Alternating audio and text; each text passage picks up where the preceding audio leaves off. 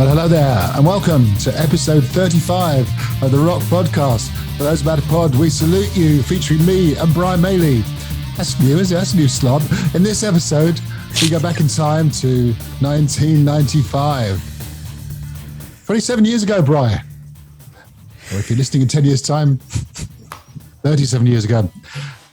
We also look back at the Steelhouse Festival from a couple of weeks ago. We talk about recent rock news and, of course, everyone's favourite feature, Hidden Gem Time. But without further ado, here he is, Mr. Brian Maley. How you doing, young man? I'm very well, Matthew. How are you?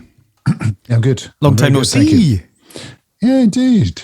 Since last time I saw you, we were up a mountain in Wales, weren't we? And I wasn't sleeping, and I was going to gigs. Well, we'll come on to your sleeping habits in a minute. So, before we get on to the matters at hand, yes, we need to come clean with everyone, don't we? So for weeks now, we've talked jokingly about our sister podcasts. Yes, that's true. Well, we actually have one now. We actually have given birth to a sister. Ouch. Ouch, indeed. To this podcast. It was a conventional birth, fortunately. Or unfortunately, whichever way you look at it. Anyway, so we've got a new podcast, listeners, and it is called, very imaginatively, for those about to pod, we salute you, The Interviews. It is indeed. And episode 1 features our new friends from the excellent Untamed Silence. Yeah, so absolutely. That's out now, isn't it, Bri? It is indeed. You'll get that on all of the normal streaming and podcasting services, Spotify, Apple Podcasts, and yes. And that's you being Reginald Bosanquet in your best interviewing voice, weren't you? I was quite nervous, actually, if I'm honest. Yeah. Original Bosanquet. You're going back a bit now. Oh my goodness. All right, David Frost. Would you like to be David Frost? Who would you like to be? I would love that, actually. Yeah, you can be Frosty. Of course, Terry Wogan would be my number one, of course. Yeah, excellent band. Untamed Silence, of course. We should mention some of their songs, of course, shouldn't we? Yes, Rise. That is a great Rise. song. Dead Speak, I think it was the first song they wrote. But anyway, have a listen to the old interview podcast. For those about to pod, we salute you. The Interviews, episode 1 is out now. Look at that, a bit of self-publicity, Bri. Absolutely. And you say interviews. Are we going to do any more? Yes. Okay. So due to my ambushing techniques, more of which later. Okay. We have got, watch this space, but certainly more to come. Excellent. Because we enjoyed it. I think we enjoyed it, didn't we? We certainly enjoyed it. I enjoyed it anyway. It was good fun, and they were good. They were great as well too. Told us all about the band, how they got together, recording during lockdown. But do you know what? Let's not tell our listeners here on this show. Go and listen to that sister podcast. Exactly. Very good. Right. So, Brian. Yes. Back to business. Matters at hand. Indeed. What has caught your eye, Brian? Well, it's been a bit of a couple of weeks of some of our iconic bands nearly getting back together. Yeah. Starting off with your mates, Tony Iommi. Tony Iommi and Ozzy, who closed the Commonwealth Games in Birmingham. That's right. Yeah. That was a pleasant surprise, wasn't it? Very pleasant. Ozzy looked, for all of his trials and tribulations and ailments and not feeling very well, he was standing up and he was standing in front of a microphone and things were coming out of his mouth. That's right. Yeah. Yeah, no, it was good. It was good. It was good to see. Geezer Butler couldn't make it, apparently. He'd COVID. Yeah, that's right. I think, was it COVID? I thought he'd hurt himself. He did as well. No, I think Tony's said he wasn't right fettle or in the right fettle because he'd injured his ribs as well too. But he had COVID as well. So you see, I resisted the temptation to do the impression there. Resisted. Yes, no, I thought that was good. It was fairly unannounced, wasn't it? But it was fun all the same. And in a similar vein, Brian, Geddy Lee and Alex Lifeson from Rush got together with the folks from South Park to celebrate 25 years of South Park to do Closer to the Heart, which is good. Quite out of nowhere, that one. And sounding good as well too. I know that Alex has been recording. Yeah. But they sounded. There was a little lump in my throat. I didn't think I was going to see Alex and Geddy on stage again. But obviously, the Primus guys have been out touring and playing. Their tribute show to Rush. But I have to say, have you seen the footage? Oh yeah. Yeah.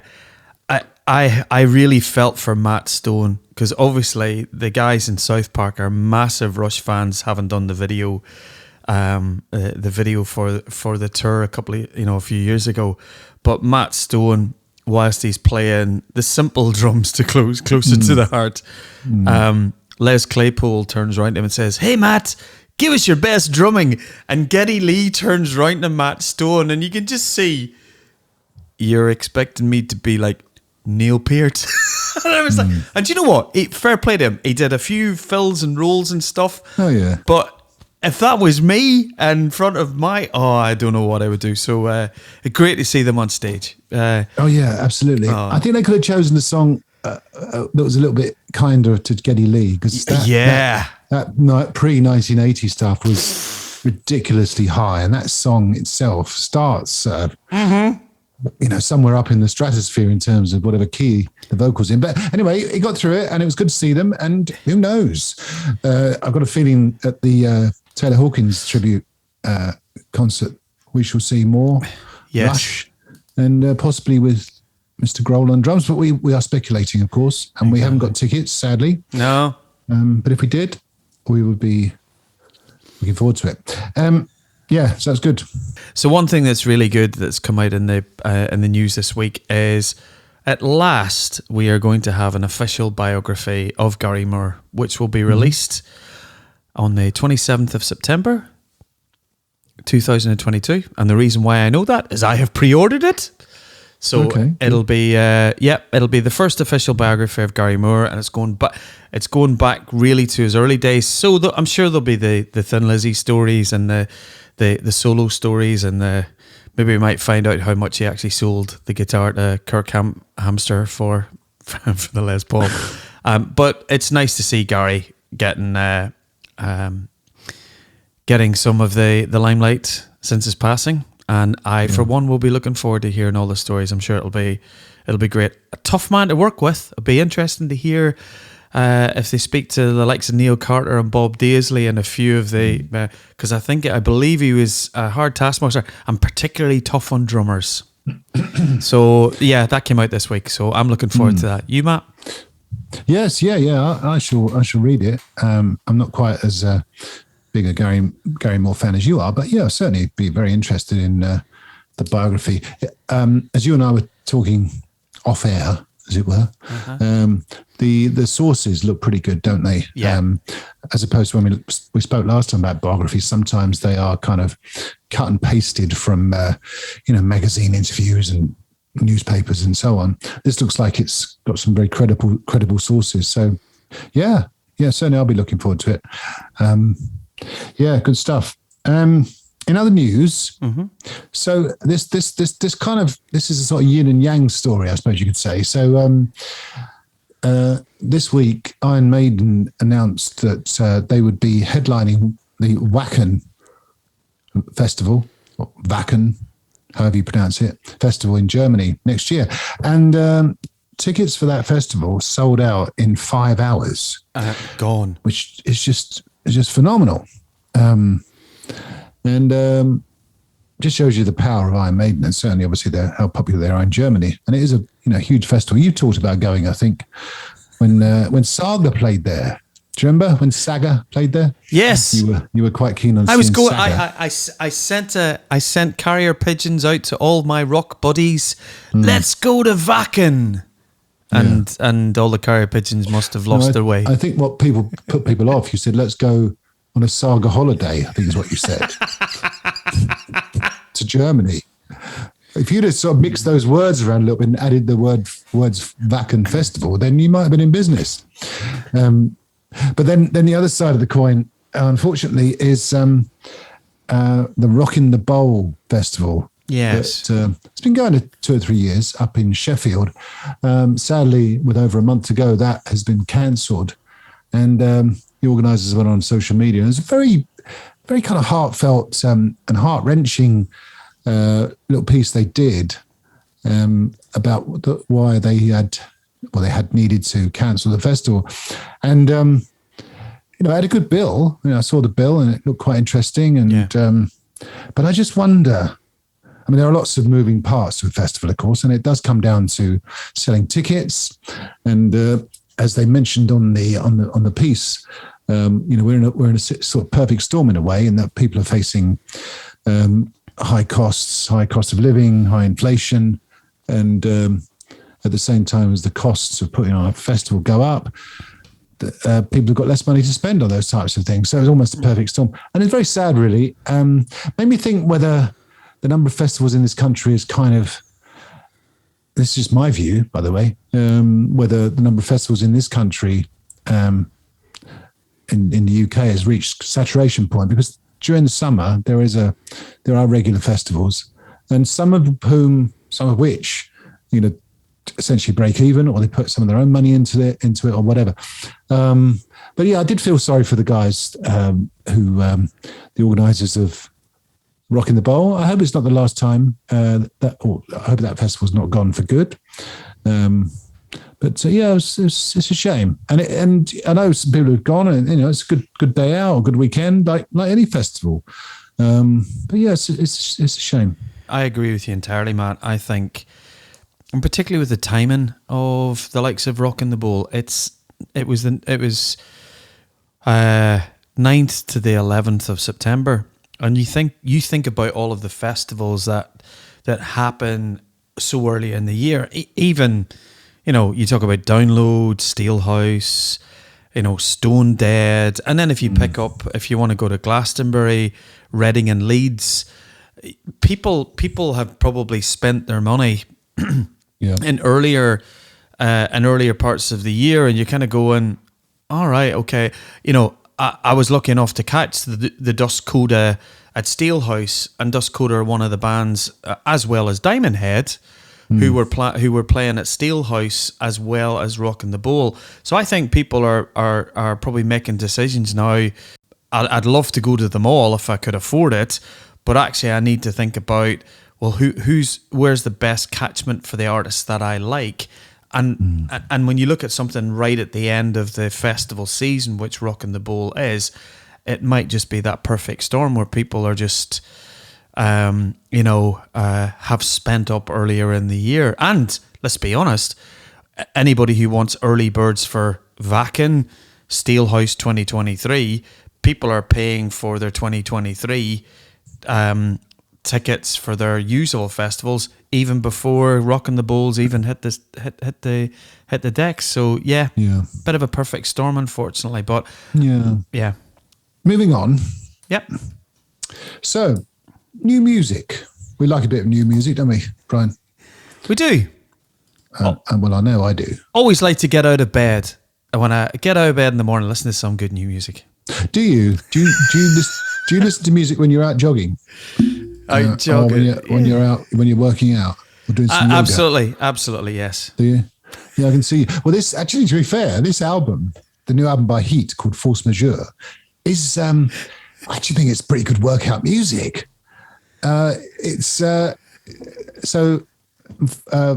Heat. They've been going for a few years. This is their 6th album. They've got a new album out. It's Force Majeure. They're very much they kind of pride themselves on that sort of 80s sound. Yeah. And they do it really well, don't they? I mean, goodness me. And we saw them at, some of us, we'll come on to this, some of us saw them at Steelhouse, fronted by the brilliantly named Kenny Lecremo, or Lecrimo. And I liked it. What do you think of it, Brian? Do you know what? It could have been released on Frontier Records, but it wasn't. It was on Ear Music released it. But no, very, very good. Great melodic rock. The opening track, Back to the Rhythm, is fantastic. And I think Kenny's vocal is range is really, really good.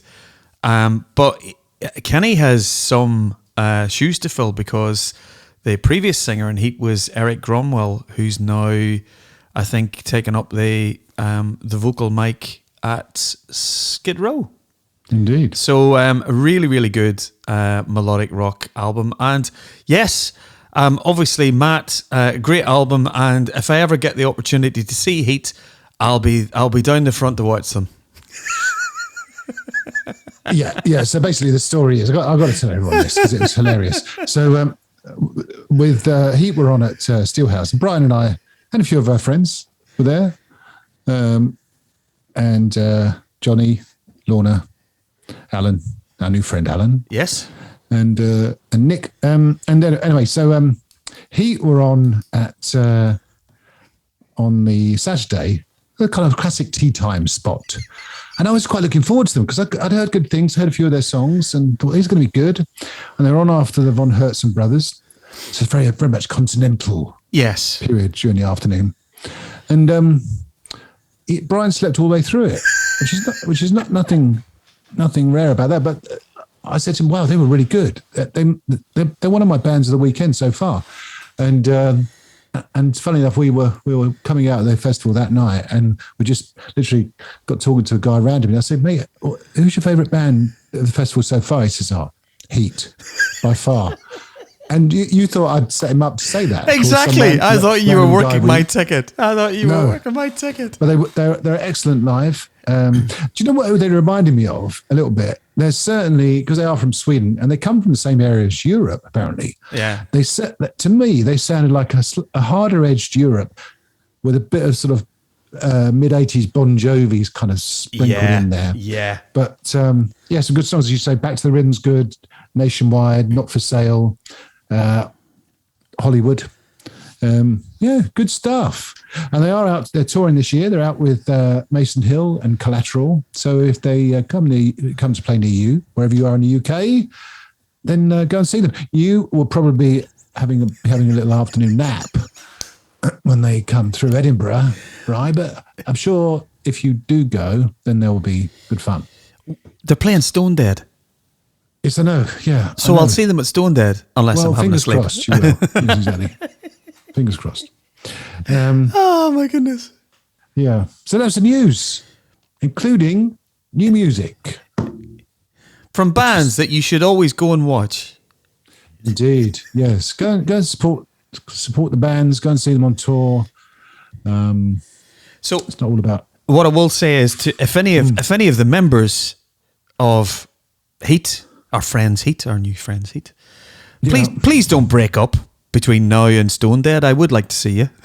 No, that's true. Yes, fingers crossed. Yes, that would be just my luck. So that was the news, Brian. Yep. So last time on the old podcast, I set you the year 1995. You did indeed. As I said at the top of the old podcast, a mere 27 years ago, or if you're listening in 52 years' time, I can't work that out.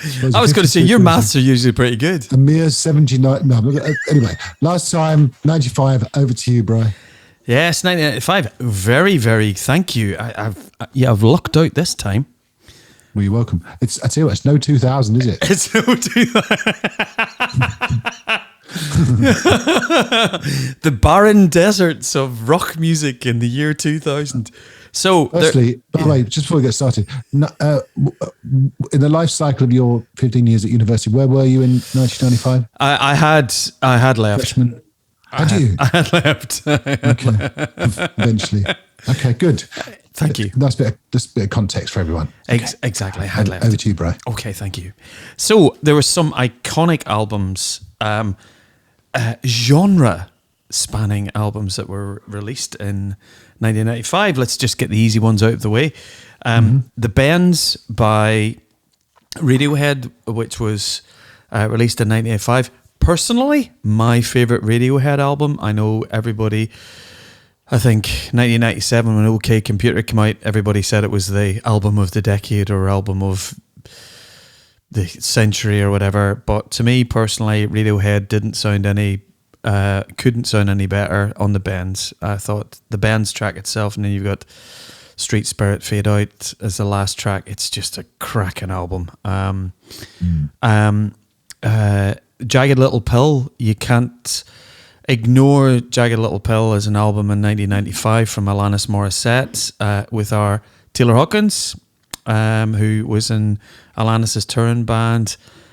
She just tore it up in 1995. I think, was it 26 million album sales alone for that album, Matt? So scary Something numbers. like that. Huge. I mean, it was massive in that era, wasn't it? Yeah, it was indeed. It was fabulous. Good songs album. on it. Almost like a greatest hits album, isn't it? When you look at the track listing, You Ought to Know, Hand in My Pocket, Ironic, Head Over Feet, You Learn All I Really Want. I mean, tremendous. You're right. It is a greatest hits album as far as I'm concerned, because I don't have any of Alanis's other albums in her discography. It's just, I think that's, for some acts, their debut album just is their album, and then it's very hard to follow that up. It's true, actually, yeah. I did buy the follow-on album, Supposed Former Infatuation Junkie, and it had a couple of good songs on it, but you're right, that she hasn't kind of topped Jagged Little Pill. Yeah. Some interesting people played on it. Dave Navarro's on it, Flea's on it. The excellently named Ben Moore Tench. All right, yes, keyboard player from... Benmont Tench, Benmont Tench from Tom Petty's band. It made me think, actually, of all the names in the world, his parents decided they were going to call him Benmont. Yeah. Benmont Tench. Yeah. Something fishy there, don't you think? Well, maybe somebody else in the family is called Benjamin. So so it's like, it might be two Bens in the family, and they go, Benjamin, Benmont. Yeah, that's true. That's the only possible solution. Yeah. Anyway, let's move on. Exactly. The last great album, 95, from the great hard rock band Bon Jovi, was released in 1995. These Days. It was, the way 1994 was the Crossroad album, which was their greatest hits album, and you're going, usually when a greatest hits album is coming out, you're going, is a band breaking up, or is a band needing a break for new material? And I was pleasantly surprised with These Days. Tracks on it, like the lead off track, These Days itself, is great. Hey God was a great single, and Something for the Pain, I absolutely loved that. We'll come on to 1995 and Bon Jovi a little bit later, but very good album. And then probably my final one, which is a little bit of a treat for me, which was Change of Seasons, which is kind of like an EP, Matt, from Dream Theater.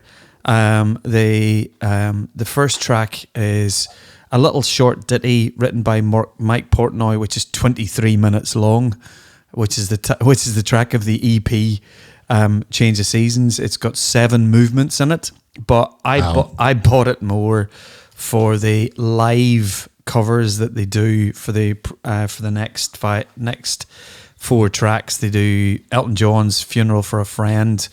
They do a brilliant version of Perfect Strangers by Deep Purple.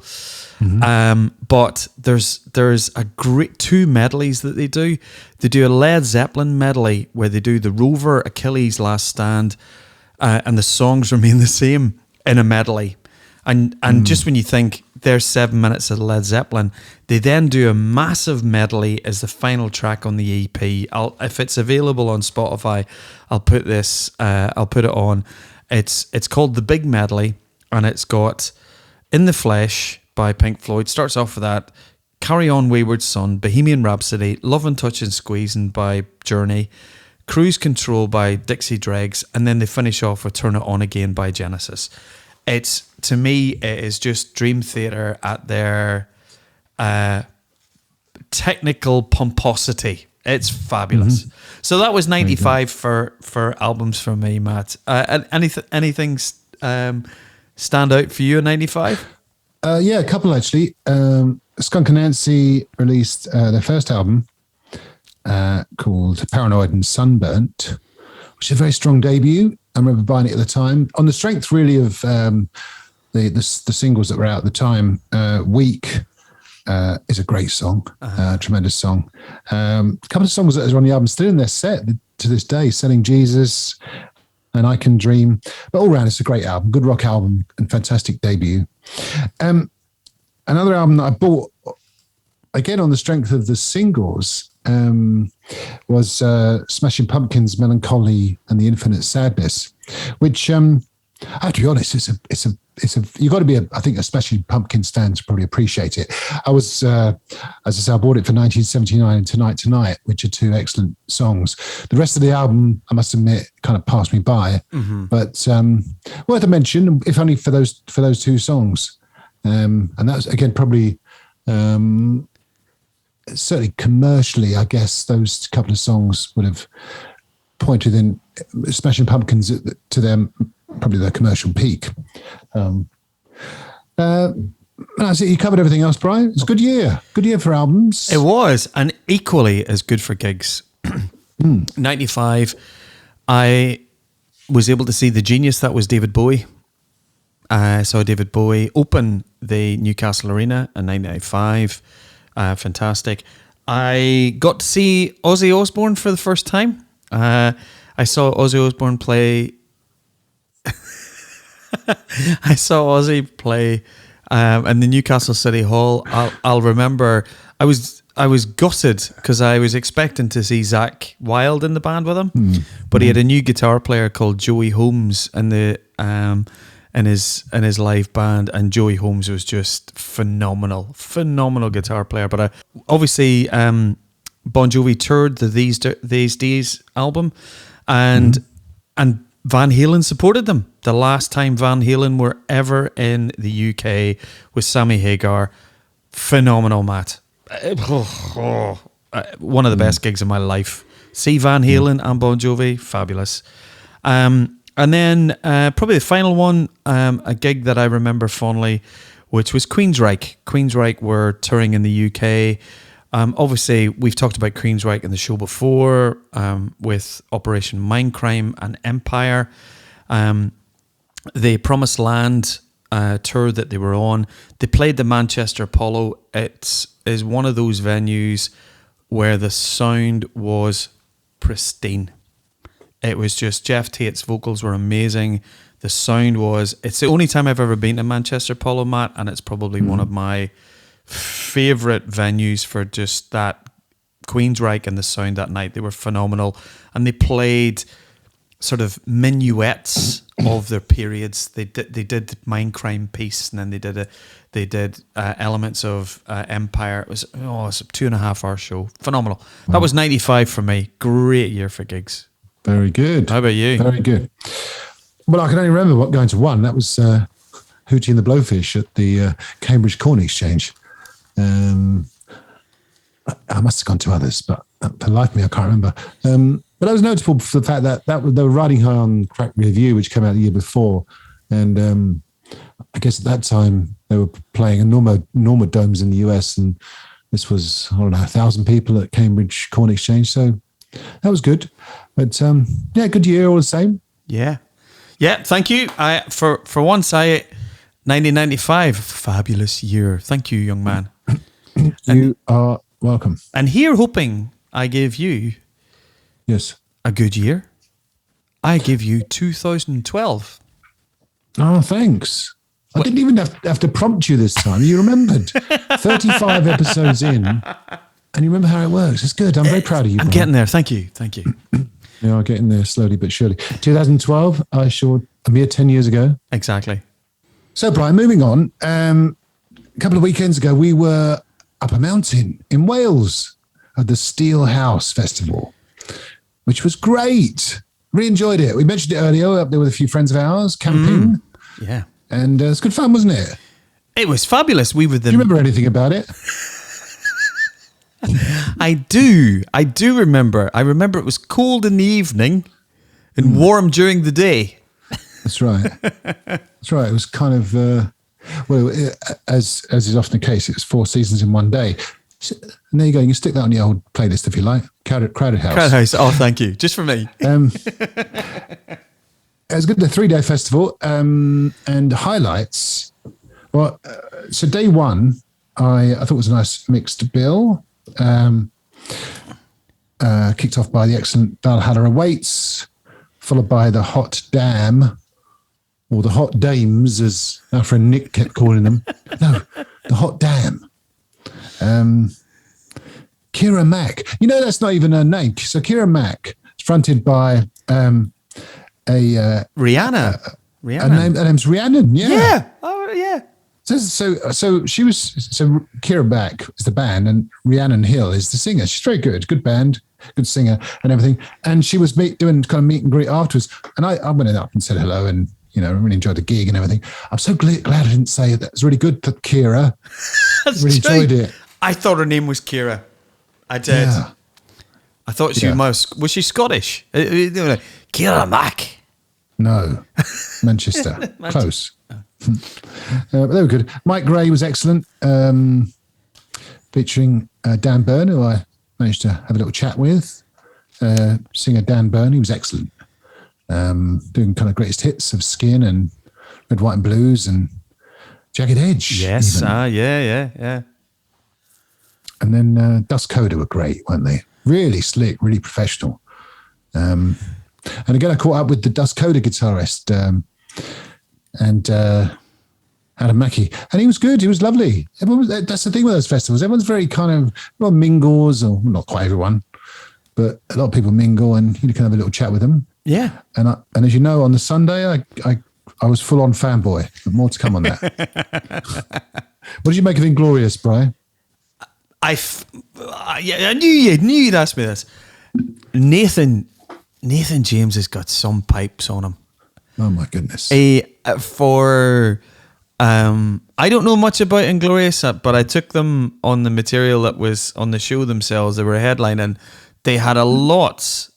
Bear in mind how well Dan sang for Mike Gray as kind of the special guest on the Friday night. I thought Dan nailed it.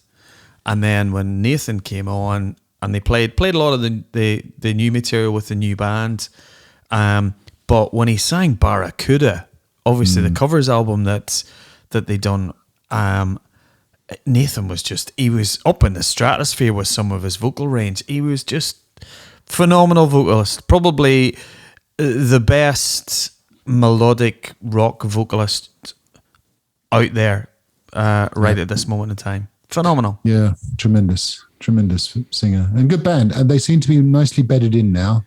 Yes. They've been together as a unit for 2 or 3 years now. Yeah. I think he was saying nearly 10 years of Inglorious. And they did my favourite Inglorious song, which is Unaware. Oh, what a great riff. So we can stick that on the playlist as well as Barracuda. If we can find the Inglorious version, if not the original, it's just as good. Yeah, it's good. Yeah, it was good. Good way to finish day one. One band you missed out on, which I liked, and I think was Scarlet Rebels. Yes, indeed. Yes, sorry. No. I'm just surprised I got out of bed to see them. They're in that mid-afternoon snooze slot for me. Yes. But I thought that Scarlet Rebels, Dust Coda midpoint of the late afternoon, early evening set everything up really nicely. They Scarlet Rebels are really, really good. And again, the singer guitarist, there's a nice following for them as a lot of people supported the album, bought the album, charted well. I was a band I didn't know, so Friday was great. I really set it up really nicely. Yeah, it was good. And yeah, See Through Blue, which I'm looking at now over in my extensive record collection. Good album. Yeah. Good album from the guys. So you're absolutely right. Yes, apologies for missing them out. Day 2, Saturday, nursing a few hangovers. I stayed up late, actually. I stayed up way past my normal bedtime. Alan and I... You went to the disco. We went to the disco. It was great. It was great. It was old school. I kept saying, because I had a couple of drinks, how much it reminded me of my sixth form disco. But it was nothing like my sixth form disco back in the mid-'80s. But it was a lot of fun. And it was a good way to finish off Friday. Saturday, what are your memories of Saturday, Brian, apart from not seeing Heat? The highlights of Saturday for me were, as you know, Cardinal Black, the Welsh band that features the amazing Chris Buck as a guitar player, and Tom Hollister, who's the lead singer. Very, very mellow blues, probably R&B soul feel to the band. It was a really nice, easing into the mid-afternoon, but Chris Buck's guitar playing was phenomenal. He was just he was just so fluid, and they were just so pleased to be just invited back, and they got a real good reception from the crowd. The other two highlights for me were obviously Graham Bonnet, who was a special guest on the Saturday. Graham's set centered around the Down to Earth album, the only Rainbow album that he did. And then he chucked in a few Michael Schenker classics, Assault Attack, etc. Do you know what? Fair play to Graham. 74 years of age, knee operation. Rock royalty was on the stage. And then you follow that up with the last minute's replacement of Saxon for Ace Frehley. I thought Saxon were brilliant. They were just meat and potatoes, Marshall amplifiers, leather jackets, and they just hit after hit. You probably were in heaven, Matthew. It was 1981 all over the again. Yeah. It was tremendous. It was tremendous. For a lot of reasons. They played my favourite Saxon song, one of my favourite Saxon song, The Eagle Has Landed, which was just off the scale as far as I was concerned. Yeah. What I thought was funny, so there seems to be a kind of a routine, a ritual where someone from the audience throws up their battle jacket to Biff, and he puts it on. And I thought it was somewhat ironic that he was wearing a Kiss. Someone had a Kiss on the back of their jacket. Bearing in mind that Ace Frehley had pulled out. Ace Frehley, formerly of Kiss, of course, had pulled out of the festival. I thought it was nice to see Toby Jepson from Little Angels and Wayward Sons come on to sing, and the band's played on, which kind of, again, the classic festival song, isn't it, really? Written about the first ever Monsters of Rock Festival back in 1980. But yeah, tremendous. I mean, I don't think there were any complaints about Saxon coming in as the kind of step-in headliner. And they were just tremendous. As you say, a complete wall of Marshall speakers. Not one of them plugged in, I imagine, on live. But this just looked fantastic, didn't it? Yeah. So iconic. They were good. They were tremendous. Yeah, they were good. Tremendous. It was a really good down Saturday. A couple of notable mentions. Mother Vulture, 3-piece were on early doors. I don't know whether you caught them, Brian. No. But the energy, oh my goodness. I've never seen so much energy on stage. They had a half an hour, 45-minute set, and they just went for it, and they were pretty good. Anchor Lane from your part of the world up in Glasgow were again good value. Black Spiders, I'd never seen them before, and I think they were pretty good. Looking forward to seeing them again. They're on at Stone Dead on the Friday night. And Von Herzen Brothers, who were extremely classy and really enjoyed their set. So, good stuff. That was Saturday. I didn't go to the disco that night. I wish I'd had, actually. But I couldn't do 2 nights on a trot. No. You were saving yourself for your great day on the Sunday. Indeed. Your diamond day. Yes, it was a good day, Sunday. So what do you remember about first thing Sunday, Brian? What I remember about Sunday? Or any part of Sunday for that matter. Ring any bells?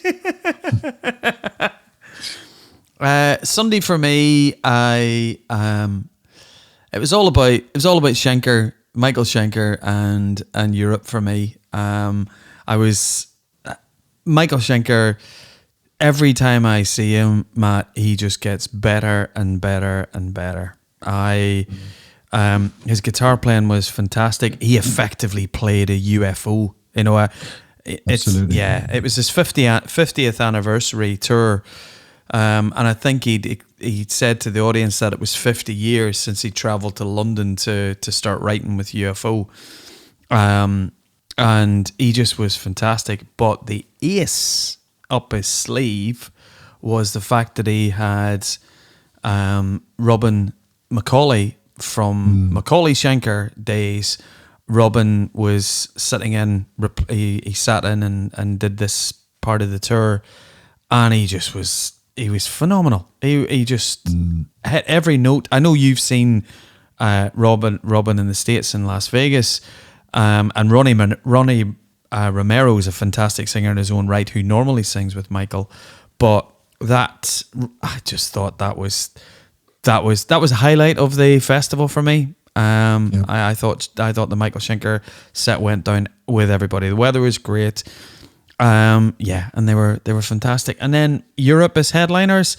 Do you know what? Fair play to Joey Tempest, because as the headliner, they didn't get off to an auspicious start because their intro music broke down. That's right. Yeah, and poor Joey Tempest is like looking around, and the keyboard player's pressing the button, going, "It's not working. It's not. We're not. It's not working." So Joey ran out the runway and sort of did a impromptu Q&A with like 5,000 people. Anybody any questions? That's right. Did they asked a young guy, said, "What's your favorite song?" And of course they go, "Final Countdown." Well, okay. Joe, you saw that side of Joey Tempest where he was just chuffed to be headlining, and then Europe kicked in their set. It was very heavy. It was a very heavy set. Played well. John Norham's guitar was phenomenal. So to me, the highlights of the Friday, and going back early in the day, I really enjoyed King Herd. Yes. I thought that for the four-piece, they sang really, really well. And I know you'll talk about Diamond Head. The first time I ever saw Diamond Head, I was so impressed with Rasmus, the lead singer of Diamond Head. He just was, again, he was in that Nathan James category of he can scream and he can hold the levels. So, nice to finally see Diamond Head. So that's Sunday for me. Yeah, that was good. It was good. And you're right, King Herd were excellent. Did a couple of songs that have been on regular rotation on Planet Rock, Medicine and Remedy. Notable mentions, I really enjoyed Ashton Reach, 5-piece band from Liverpool. Twin lead guitars, which I always like. And they were good. Young and really enthusiastic. They were excellent. These Wicked Rivers, they were the ones, remember they had a kind of like the stage sort of dressed up as a sort of someone's front room. That was quite interesting. King Herd, you mentioned Green Lung. They were a bit proggy. They were a bit, weren't they? Yeah. They were good though. Yeah, they were. Orange Goblin, a good name. Didn't see much of them, to be honest with you. I think I was still kind of coming down after seeing Diamond Head. Yeah, Diamond Head were just tremendous. I did catch up with Brian Tatler for the umpteenth time, and I managed to control myself. Brian got him to sign my jacket. Had a photo with him, and resisted temptation. As my friend said, I resisted temptation to do an accent, my impersonation of him. So that was good. No, it was tremendous. And as I was describing in the context of Saxon, I was the one who threw my jacket on stage for Raz Anderson from Diamond Head to sign it and put it on. So that was kind of the icing on the cake for me. But yeah, tremendous set. Some of obviously the classics, Am I Evil, Lightning to the Nations, Play It Loud, but also some of the more recent songs off the last couple of albums. It's great stuff. Yeah, it was a tremendous festival all around. I think you're right. I mean, there were a few technical gremlins, but no one got too concerned about that. Yeah. Everyone just kind of went through it and did the best they could. I think the organisation of it was just fantastic from start to finish. Really well organised, a great location, of course, plenty of room, good facilities. So yeah, if anyone's thinking about going to Steelhouse next year, or indeed any year, take it from us. It's a really good weekend, and long may it continue. Absolutely. Yeah. Fantastic. Hopefully we'll be there next year. Indeed. So that was Steelhouse. So that brings us to the final section of the old podcast, Brian. When I was at Steelhouse, funny enough, I was strolling through the crowd, and you wouldn't believe the number of people that came up to me and said, firstly, Brian's our favourite. And I said, well, fair enough. Secondly, Hidden Gem Time is my favourite part of the podcast. Okay. In a Welsh, quite often a Welsh accent, because a lot of Welsh people go to Steelhouse. But yeah, well, there you go. I thought that was very nice. Says it already, doesn't it? So it's interesting because both of us chose the same Hidden Gem Time. Thank you, Lola. We both chose the same hidden gem, which we're not going to dwell on. But we both initially chose Trainwreck, the Woodstock 99 documentary, which is currently on Netflix. Oh my goodness, what a watch that is. Gee. I mean, if ever a festival turned into your worst nightmare, that was it. I mean, badly organised, badly funded, cutting corners. Oh my goodness. But it's compelling viewing, isn't it? It really is. It's compelling views. It's over 3 episodes. So they do the Friday, Saturday, and Sunday. Without spoiling the show for everybody, one of the abiding memories of it was one of the security guys. I think did they get paid $500 for the weekend? And then somebody came up and asked this guy, "Hey, what do you get with your security jacket? Did you get access backstage?" And he went, "Yeah, you do.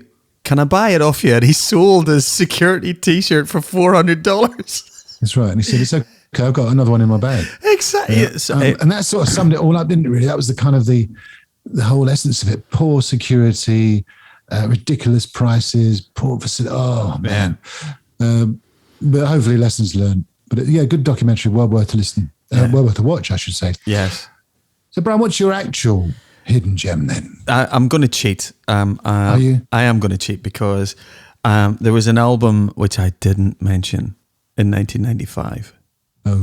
Which, well, it's one I held back because it's one that's worthy of a few moments. I'm a massive fan of Delamitri, the Scottish band, and they released probably their greatest album in 1995, which is the album Twisted. It has the big hit on it, Rule to Me, but back to front, that album, Food for Songs, Driving with the Brakes On, Might As Well Be You, Here and Now. It is just back to front, fantastic playing, great songwriting and playing from Justin Curry. So my hidden gem is the 1995 album from Delamitri. Very good. Very good. Yeah, I do remember that, actually. Yeah, great album. Good live as well, too. Very live. Delamitri rocked it up. They very much, they went into that kind of, they musically they would go on kind of Choir Boys, The Faces type. So they're quite a meaty rock band when you saw them live, but the bittersweet ballads that they could do as well too. Great band, Delamitri. Go and see them. Okay, I will. How about you then? What's yours? I thought you'd never ask.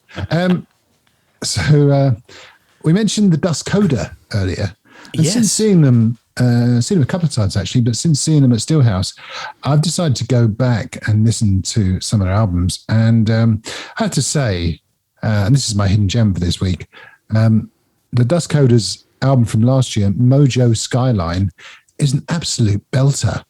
It's so good. And they did a few songs off it when we saw them. Breakdown, Limbo Man, Jimmy 2 Times. But the rest of the album is oozing quality, oozing class. Songs like Rolling, Bourbon Pouring, She's Gone, just so good. So, I mean, they're actually in the process of recording their third album. They're out doing some dates, short run of dates later on this year. So check them out, and also check out the album Mojo Skyline from the Dust Coda. Yeah, good singer, good band, and hopefully a good future.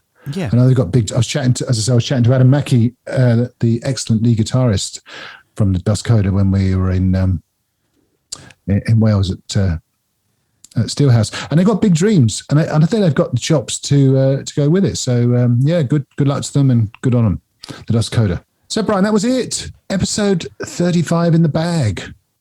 Before we say goodbye, I just want to give a quick shout out to a friend of mine, John Buchanan, who's having a few medical issues at the moment. We wish you well, John. Speedy recovery. Hopefully see you at Planet Rockstock later in the year. All the best, Thanks John. Indeed. Thanks to everyone for listening. Social media, Brian, what's happening? Where are we? We're on it, Matthew. We're still on Facebook. We haven't done anything that kicks us off Facebook or Twitter. We haven't posted any images which would get us kicked off these sites. But no, you'll find unlike Tommy Lee. Unlike Tommy Lee. Yes. Yes. As Matt says, you'll get us on Twitter. Our CB handle is at FTATpod. So Instagram. And Instagram as well too. I still know how to work Instagram. But we'll get there. Yeah. And we're always on Facebook. And as I say, please hit the subscribe button where you see the show on Apple Podcasts or Amazon Music or Spotify, and send us a recommendation as well too. It helps us get the word out around the podcast itself. And we shall see you all next time. And don't forget to listen to our new sister podcast. For those about to pod, we salute you. The Interviews. The Interviews. We're Yes, going to man. keep that name. I think we are, aren't we? I think so. Anyway, episode 1 is out now. Thanks for listening. See you everybody. all soon. Bye. For those about to pod, we salute you as a Rogers Maley production.